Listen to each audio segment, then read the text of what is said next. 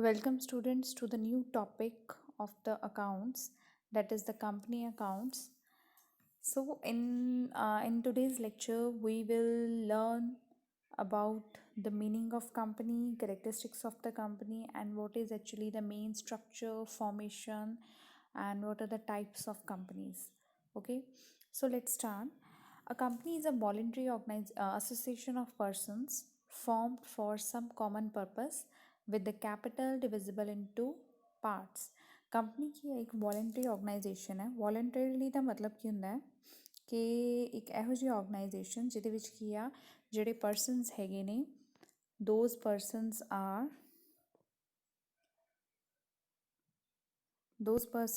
are voluntarily join the company organization। Voluntary ਦਾ ਮਤਲਬ ਕੀ ਹੁੰਦਾ ਹੈ ਕਿ ਉਹਨਾਂ ਪਰਸਨਸ ਨੇ ਕੀ ਆ, ਆਪਣੀ ਮਰਜ਼ੀ ਦੇ ਨਾਲ ਉਸ ਕੰਪਨੀ ਨੂੰ ਕੀ ਆ, ਜੁਆਇਨ ਕੀਤਾ ਹੈ।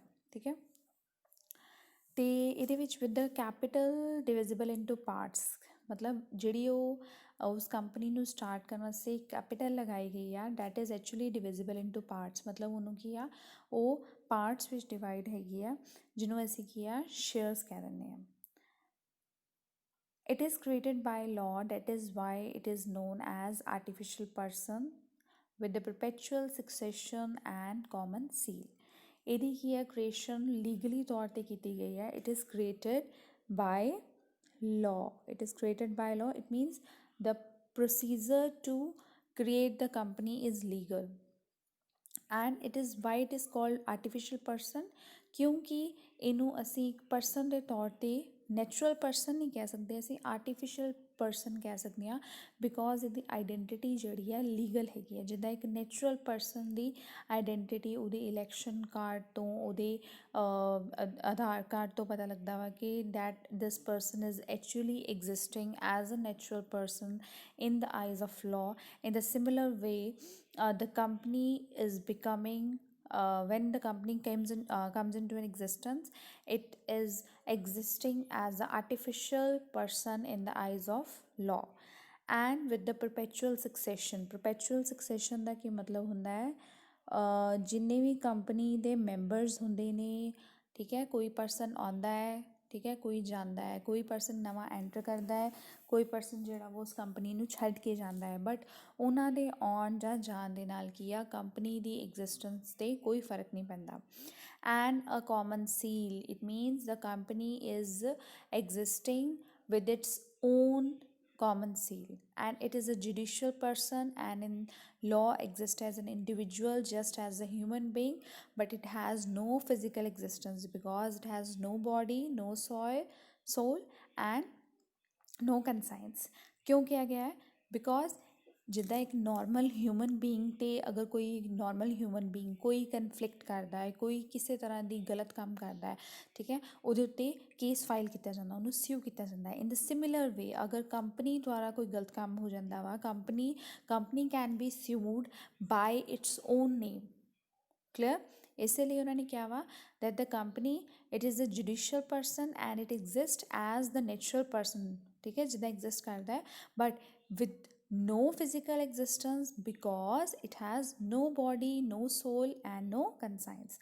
These physical disabilities make a company an artificial person। why the company is called the artificial person? because artificial person ਕਿਉਂ ਕਿਹਾ ਗਿਆ, ਇੱਕ natural person ਦੀ existence ਹੁੰਦੀ ਹੈ, physical existence ਹੁੰਦੀ ਹੈ, ਠੀਕ ਹੈ, ਉਹਦੀ body ਹੁੰਦੀ ਆ, ਉਹਦੇ ਵਿੱਚ soul ਹੈ, ਉਹਦੀ conscience ਹੈ, ਬਟ ਕੰਪਨੀ ਦੇ ਕੇਸ ਵਿੱਚ ਇੱਦਾਂ ਨਹੀਂ ਹੈ।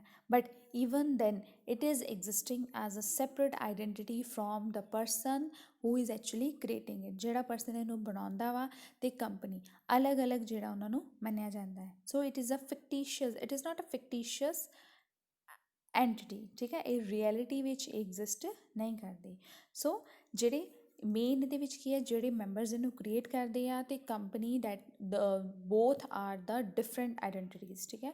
ਜਿਹੜੇ ਇਹਦੇ ਮੈਂਬਰਸ ਹੁੰਦੇ ਆ ਉਹਨਾਂ ਨੂੰ ਅਸੀਂ ਕਹਿੰਦੇ ਹਾਂ ਸ਼ੇਅਰ ਹੋਲਡਰਸ, ਉਹਨਾਂ ਮੈਂਬਰਸ ਨੂੰ ਅਸੀਂ ਕਹਿ ਦਿੰਦੇ ਹਾਂ shareholders। and a person can be a member or a shareholder as well as a creditor at the same time। ਕੋਈ ਵੀ ਪਰਸਨ ਜਿਹੜਾ ਵਾ ਉਹ ਮੈਂਬਰ ਵੀ ਹੋ ਸਕਦਾ ਵਾ ਉਹਨੇ ਇਸ ਕੰਪਨੀ ਦੇ ਸ਼ੇਅਰਸ ਖਰੀਦੇ ਹੋਣ, ਠੀਕ ਹੈ, ਅਤੇ ਉਹਦੇ ਨਾਲ ਦੀ ਨਾਲ ਹੀ ਕੀ ਹੋ ਸਕਦਾ ਵਾ ਕਿ ਉਹਨੇ ਉਸ ਕੰਪਨੀ ਨੂੰ ਕੀ ਹੈ, ਕਿਸੇ ਤਰ੍ਹਾਂ ਦਾ ਲੋਨ ਵਗੈਰਾ ਵੀ ਦਿੱਤਾ ਹੋਵੇ। ਕਲੀਅਰ ਹੋ ਗਿਆ?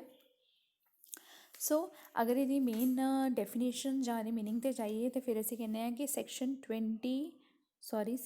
2 ਸਬ ਸੈਕਸ਼ਨ 20 ਦੇ according company is unincorporated company is defined as a company incorporated under this act or under any previous law ਜਿੱਦਾਂ ਕਿ ਸਾਨੂੰ ਪਤਾ ਹੈ ਕੰਪਨੀਜ਼ ਐਕਟ ਪਹਿਲਾਂ ਜਿੱਦਾਂ ਕਿ ਪਾਰਟਨਰਸ਼ਿਪ ਦਾ ਐਕਟ ਹੁੰਦਾ ਨਾ 1932 ਉਸੇ ਤਰ੍ਹਾਂ ਹੀ ਕੰਪਨੀ ਦਾ ਵੀ ਐਕਟ ਹੈਗਾ ਹੈ ਜਿਹੜਾ ਕਿ ਪਹਿਲਾਂ 1956 ਸੀ ਉਸ ਤੋਂ ਬਾਅਦ ਕੀ ਹੈ ਨਵਾਂ ਕੰਪਨੀਜ਼ ਐਕਟ ਆਇਆ 2013 ਸੋ ਅ company that is incorporated under this act it means under the 2013 or under any previous law it means that is the 1956 ਉਹਨੂੰ ਅਸੀਂ ਕੀ ਆ ਕੰਪਨੀ ਕਹਾਂਗੇ ਸੋ ਅਗਰ ਅਸੀਂ ਗੱਲ ਕਰੀਏ according to the section 2 subsection 67 of the companies act ਉਹਦੇ ਵਿੱਚ ਕੀ ਆ ਜਿਹੜੀਆਂ ਵੀ ਕੰਪਨੀਜ਼ ਮਤਲਬ ਪ੍ਰੀਵੀਅਸ ਜਿਹੜੇ ਲਾਜ਼ ਹੈਗੇ ਨੇ ਠੀਕ ਹੈ ਜਿਹੜੇ ਪ੍ਰੀਵੀਅਸ ਲਾਜ਼ ਉਹਨਾਂ ਨੇ ਦਿੱਤੇ ਹੋਏ ਨੇ ਇਹ ਸਾਰੇ ਜਿਹੜੇ ਆ ਅਗਰ ਕੰਪਨੀ ਦੀ ਜਿਹੜੀ ਐਗਜ਼ਿਸਟੈਂਸ ਹੈ ਇਹਦੇ ਅਕੋਰਡਿੰਗ ਹੋ ਰਹੀ ਹੈ it means in that case the companies ਇਹਨੂੰ ਕੀ ਆ ਕੰਪਨੀ ਜਿਹੜਾ ਵਾ ਮੰਨਿਆ ਜਾਏਗਾ ਨੈਕਸਟ ਦੇਖੋ ਬੱਚੇ ਨੈਕਸਟ ਹੈ ਕਰੈਕਟਰਿਸਟਿਕਸ ਆਫ ਦਾ ਕੰਪਨੀ ਦੇ ਜਦੋਂ ਕੰਪਨੀ ਜਿਹੜੀ ਐਗਜ਼ਿਸਟੈਂਸ ਆਉਂਦੀ ਹੈ ਅਤੇ ਉਹਦੇ ਮੇਨ ਕਰੈਕਟਰਿਸਟਿਕਸ ਕੀ ਹੈ ਉਹਨੂੰ ਅਸੀਂ ਡਿਸਕਸ ਕਰਾਂਗੇ ਫਸਟ ਜਿਹੜਾ ਪੁਆਇੰਟ ਹੈਗਾ ਵਾ ਐਸੋਸੀਏਸ਼ਨ ਆਫ ਪਰਸਨਸ ਦਾ ਮਤਲਬ ਕੀ ਹੈਗਾ ਵਾ ਕਿ ਕੰਪਨੀ ਨੂੰ ਜਿਹੜੇ ਵੀ ਮੈਂਬਰਸ ਜੁਆਇਨ ਕਰਦੇ ਆ ਉਹ ਇੱਕ ਕੰਬਾਈਨਡ ਇੱਕ ਗਰੁੱਪ ਬਣਾਉਂਦੇ ਆ ਠੀਕ ਆ ਉਹ ਆਪਸ ਵਿੱਚ ਉਹਨਾਂ ਦਾ ਜਿਹੜਾ ਪਰਪਸ ਹੁੰਦਾ ਵਾ ਕੰਪਨੀ ਦਾ ਉਹਨਾਂ ਦਾ ਪਰਪਸ ਅਤੇ ਕੰਪਨੀ ਦਾ ਪਰਪਸ ਸੇਮ ਹੁੰਦਾ ਵਾ ਠੀਕ ਹੈ ਜਿਹੜੇ ਵੀ ਪਰਸਨਸ ਉਸ ਕੰਪਨੀ ਨੂੰ ਜੁਆਇਨ ਕਰਦੇ ਆ so company is an association of persons formed for some common purpose a private company limited must have at least 2 persons ਇੱਕ ਪ੍ਰਾਈਵੇਟ ਕੰਪਨੀ ਜਦੋਂ ਐਗਜ਼ਿਸਟੈਂਸ ਚਾਹੁੰਦੀ ਆ it needs at least 2 persons to came into existence but in the case of public company it at least ਉਹਨੂੰ 7 persons ਜਿਹੜੇ ਆ required ਹੈਗੇ ਆ ਸੋ private company ਦੇ ਵਿੱਚ ਕਿੰਨੇ ਹੈਗੇ ਆ at least 2 persons R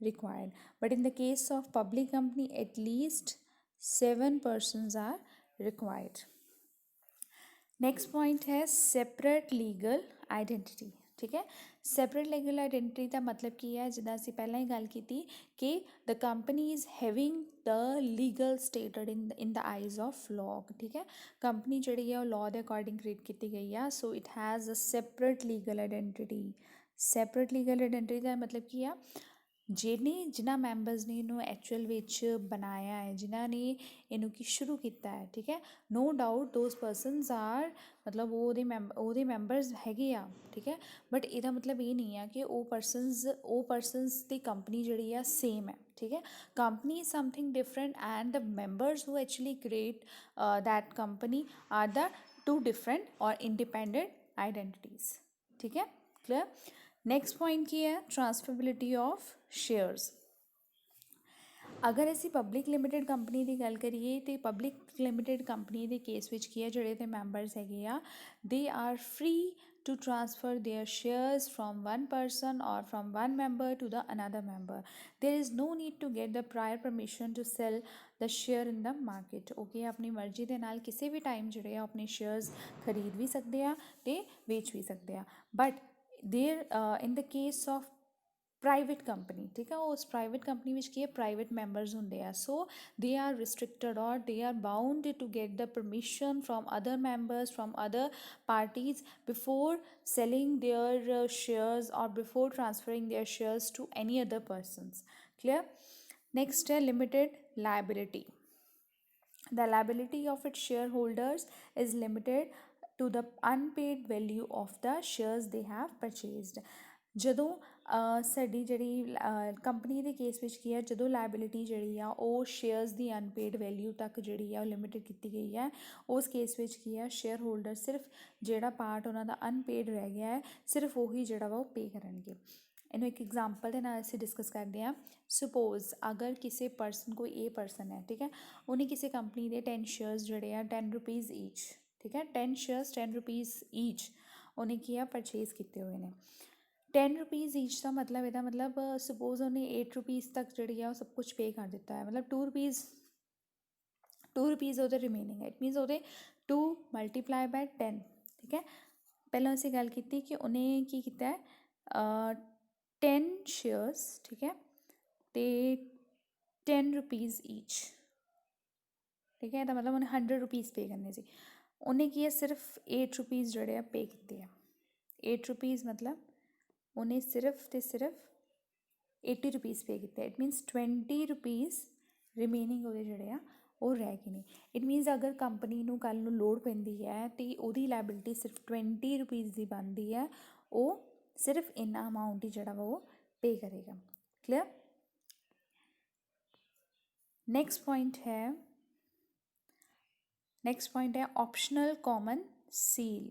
optional common seal का की मतलब है a common seal is a seal with the companies name engraved on it, ठीक है। कंपनी ਜਦੋਂ ਵੀ ਐਗਜ਼ਿਸਟੈਂਸ ਵਿੱਚ ਆਏਗੀ ਤਾਂ ਉਹਨਾਂ ਦਾ ਜਿਹੜਾ ਕੰਪਨੀ ਦਾ ਨਾਮ ਹੋਏਗਾ ਉਹ ਉਹਨਾਂ ਦੀ ਇੱਕ ਪ੍ਰੋਪਰ ਸੀਲ ਬਣੇਗੀ, ਔਰ 'ਤੇ ਉਹ ਨਾਮ ਲਿਖਿਆ ਜਾਏਗਾ। ਇੰਗਰੇਵਡ ਫਾਰਮ ਮਤਲਬ ਇੱਕ ਉੱਭਰੇ ਹੋਏ ਫਾਰਮ ਵਿੱਚ ਜਿਹੜੀ ਹੈ ਉਹ ਸੀਲ ਬਣਾਈ ਜਾਏਗੀ। ਕਲੀਅਰ। ਨੈਕਸਟ ਹੈ separation of ownership and management. The shareholders of the company are widely scattered. ਇਹਦਾ मतलब ਕੀ ਹੋਇਆ ਕਿ ਜ਼ਰੂਰੀ ਨਹੀਂ ਹੈ ਕਿ ਅਗਰ ਕੰਪਨੀ ਇੰਡੀਆ ਵਿੱਚ ਸਟਾਰਟ ਹੋਈ ਹੈ ਤਾਂ ਉਹਦੇ ਜਿਹੜੇ ਮੈਂਬਰਸ ਹੋਣਗੇ ਜਿਨ੍ਹਾਂ ਨੇ ਕੀ ਹੈ ਕੈਪੀਟਲ ਕੰਟਰੀਬਿਊਟ ਕੀਤੀ ਹੈ, ਜਿਨ੍ਹਾਂ ਨੇ ਉਹਦੇ ਸ਼ੇਅਰਸ ਖਰੀਦੇ ਆ, they belong to the same place, maybe they are the persons who actually belong to some other countries। हो सकता है कोई कैनेडा ਦਾ ਹੋਵੇ, ਕੋਈ ਅਮਰੀਕਾ ਦਾ ਹੋਵੇ, ਕੋਈ ਕਿਸੇ ਹੋਰ ਦੇਸ਼ ਦਾ ਹੋਵੇ, ਠੀਕ ਹੈ। so they are widely scattered। a shareholder may take them may like to invest money but may not be interested in its management। मतलब हो सकता है कि वो share holder that share person is only interested in making the investment in the company, he is not able or he may be not interested to do the management of that company। in that case ਉਹ company ਜਿਹੜੀ ਆ manage ਕੀਤੀ ਜਾਂਦੀ ਆ board of directors ਦੇ through and the ਸੋ ਇਹਦੇ ਨਾਲ ਕੀ ਹੋ ਜਾਂਦਾ ਵਾ ਓਨਰਸ਼ਿਪ ਕਿਸੇ ਹੋਰ ਕੋ ਹੈ, ठीक है ना। Share holders when they are contributing the capital to the company they become the ownership, they have the ownership rights because they have the voting rights also। ਸੋ ਇਹਦੇ ਕੇਸ ਵਿੱਚ ਕੀ ਹੋ ਜਾਂਦਾ ਹੈ ਕਿ ਓਨਰਸ਼ਿਪ ਕਿਸੇ ਹੋਰ ਕੋ ਹੈ ਅਤੇ ਮੈਨੇਜਮੈਂਟ ਕੋਈ ਹੋਰ ਕਰ ਰਿਹਾ। ਮੈਨੇਜ ਕੌਣ ਕਰ ਰਿਹਾ? ਬੋਰਡ ਆਫ ਡਾਇਰੈਕਟਰਸ ਕਰ ਰਹੇ ਨੇ। ਓਨਰਸ਼ਿਪ ਕਿਹਦੇ ਕੋਲ ਹੈ? ਉਹ ਸ਼ੇਅਰ ਹੋਲਡਰਸ ਕੋਲ ਹੈ। ਸੋ ਕਈ ਵਾਰੀ ਕੀ ਹੈ ਕਨਫਲਿਕਟ ਅਰਾਈਜ਼ ਹੋ ਜਾਂਦਾ ਵਾ। ਕਨਫਲਿਕਟ ਕਿੱਦਾਂ ਅਰਾਈਜ਼ ਹੋ ਜਾਂਦਾ ਵਾ ਕਿਉਂਕਿ ਸ਼ੇਅਰ ਹੋਲਡਰਸ ਨੂੰ ਕੀ ਆ share holders they are widely scattered, they may not be able to get the proper interaction or get themselves properly involved in the management of that company, ठीक है। so ਇਹਦੇ ਵਿੱਚ ਕੀ ਹੈ ਕੰਪਨੀ ਦੇ case ਵਿੱਚ ਕੀ there is a separation of the ownership and the management. Next point है perpetual succession. Perpetual succession का मतलब की है वा that whosoever is the members may enter, members may exit the company but the company must go on। ਕਿਸੇ member ਦੇ ਆਉਣ ਦੇ ਨਾਲ ਜਾਂ ਕਿਸੇ ਮੈਂਬਰ ਦੇ ਜਾਣ ਦੇ ਨਾਲ ਕੰਪਨੀ ਦੀ ਐਗਜ਼ਿਸਟੈਂਸ 'ਤੇ ਕਿਸੇ ਤਰ੍ਹਾਂ ਦਾ ਫਰਕ ਵੀ ਨਹੀਂ ਪਏਗਾ। ਕੰਪਨੀ ਜਿਹੜੀ ਹੈ ਉਹ ਆਪਣੀ ਲਾਈਫ ਲੌਂਗ ਜਿਹੜੀ ਹੈ ਚੱਲਦੀ ਰਹੇਗੀ। So the company has a permanent existence. The life of the company does not depend upon the life of the shareholders। Shareholders may come and may go but company will go as forever। The company is created by the law and put to end by law। Company ਨੂੰ ਜਿਹੜਾ ਵਾ ਉਹ law ਦੇ ਦੁਆਰਾ create ਕੀਤਾ ਗਿਆ ਵਾ and it comes into an exit or its end point only with the permission or with the ਮਤਲਬ ਉਹ ਲੀਗਲੀ ਤੌਰ 'ਤੇ ਲਾਅ ਵੱਲੋਂ ਹੀ ਉਹਨੂੰ ਜਿਹੜਾ ਵਾ ਉਹਨੂੰ ਬੰਦ ਕੀਤਾ ਜਾਏਗਾ। ਅਦਰਵਾਈਜ਼ ਕਿਸੇ ਮੈਂਬਰ ਦੇ ਜਾਣ ਦੇ ਨਾਲ ਕੰਪਨੀ ਨੂੰ ਬੰਦ नहीं किया जाएगा। नेक्स्ट पॉइंट है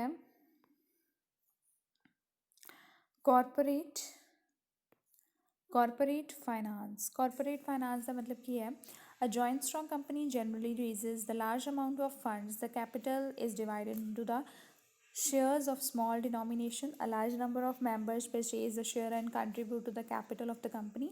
since there is no limit on the number of maximum members in the public company, large number of amount of funds can be raised from persons from different walks of life। so corporate finance ਇੱਥੇ ਮਤਲਬ ਕੀ ਹੈ ਕਿ ਜਿਹੜੀ ਇੱਕ joint stock company ਹੈ van company ਜਿਹੜੇ shares ਆਪਣੀ market ਵਿੱਚ ਲੈ ਕੇ ਆਉਂਦੀ ਹੈ ਕੋਈ ਵੀ ਪਰਸਨ ਜਿਹੜਾ ਵਾ ਉਹ ਕਿਸੇ ਵੀ ਜਗ੍ਹਾ 'ਤੇ ਰਹਿ ਰਿਹਾ ਵਾ ਉਹ ਜਿਹੜਾ ਵਾ ਉਸ ਕੰਪਨੀ ਦੇ ਸ਼ੇਅਰਸ ਨੂੰ ਪਰਚੇਜ਼ ਕਰ ਸਕਦਾ ਵਾ ਜਿੰਨੀ ਵੀ ਉਹਦੀ ਉਹ ਜਿੰਨਾ ਵੀ ਅਮਾਊਂਟ ਇਨਵੈਸਟ ਕਰਨਾ ਚਾਹੁੰਦਾ ਹੈ। नेक्स्ट है capacity to sue. Company can be sued in its own name क्योंकि असी पहले ही पढ़ चुके हैं company is having the different identity from the members who actually create the company। so company can be sued by its own name। clear।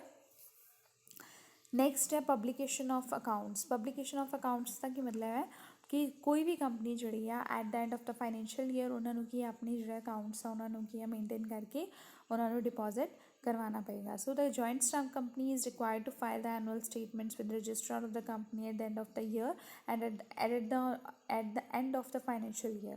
The annual statements are available for inspection in the office of registrar. Registrar ਦੇ office ਵਿੱਚ ਕੀ ਆ ਉਹ ਜਿਹੜੀਆਂ statements ਹੋਣਗੀਆਂ ਉਹ ਸਾਰੀਆਂ ਜਿਹੜੀਆਂ ਵਾ ਉਹਨਾਂ ਨੂੰ ਕੀ ਆ ਉਹਨਾਂ ਦਾ ਰਿਕਾਰਡ ਰੱਖਿਆ ਜਾਏਗਾ। ਆਈ ਹੋਪ ਬੱਚੇ ਅੱਜ ਦਾ ਲੈਕਚਰ ਤੁਹਾਨੂੰ ਜਿਹੜਾ ਵਾ ਉਹ ਪ੍ਰੋਪਰਲੀ ਸਮਝ ਲੱਗਾ ਹੋਏਗਾ। Thank you.